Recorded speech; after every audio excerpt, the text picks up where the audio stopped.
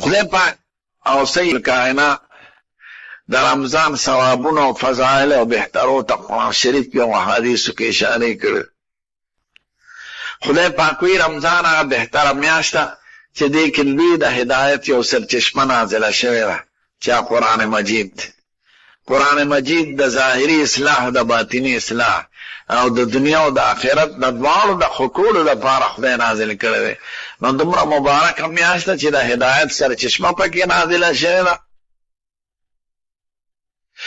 دویم دا روژه داسې عبادت دی چې دا د عباداتو تازگی ده په کال کې. که دا رمضان نه وي نو شاید چې خلک د منځونو او د سونو روژو نه ورو په مزه مزه ختم شو. نو خدای داسې مبارکه میاشت مقرره کړې ده چې دې کې هغه مړه طاقتونه بیا راجمدي شي او مړه شوقونه بیا تازه شي او ډېر خلک چې منځونه نه کوي بیا منځونه شروع کړي او ډېر خلک چې د حلال او حرامو تمیز نه کوي بظاهره روجي پکې شروع کړي. نو دا یو تازگی راشي د ایمان او د عباداتو. نو خدای یو کورس مقرره کړی چې په کال کې دا کې نو تاکې به د ټولو عباداتو هغه دغه پیدا شي. روژه داسې عبادت دی چې د ایمان د تازه کېدو ذریعه ده او ایمان پکې مضبوطیږي.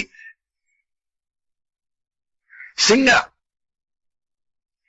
سړی چې روژه ونیسي او خپل کور کې ناست دی تا نه څوک خبرېږي یا غسل خانې ته ننوځي تا نه څوک خبرېږي او ته روژه نیسې نو دا د اول د خدای په هسته یقین دی چې خدای پاک شته او دا د هغو حکم دی. دویم دی د خدای په علم یقین دی چې خدای پاک ما ویني ما نه خبر دی. که انسان ما نه خبر نشي خو خدای خو خبر دی.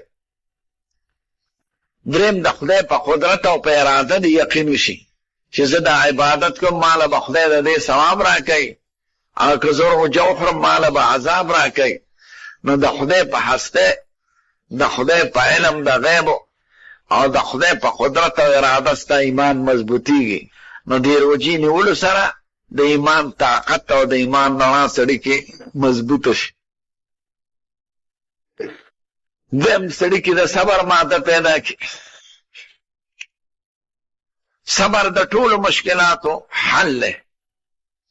قرآن شریف تعلیم دا دی یا ایها الذین آمنوا استعینوا بالصبر والصلاة چې هر مشکل در باندې راشي او هر تکلیف راشي او هر هم خبره نو د صبر نه کار واله او د مونځ کولو نه کار واله. نو صبر د ټولو مشکلاتو د حل یو ذریعه ده. نو چې ته د حلال ډوډۍ نه او د حلال اوبو شربت نه او د حلال ښځې نه صبر وکړې نو آینده دپاره به هم تا کې د صبر ماده پیدا شي د تحمل د برداشت.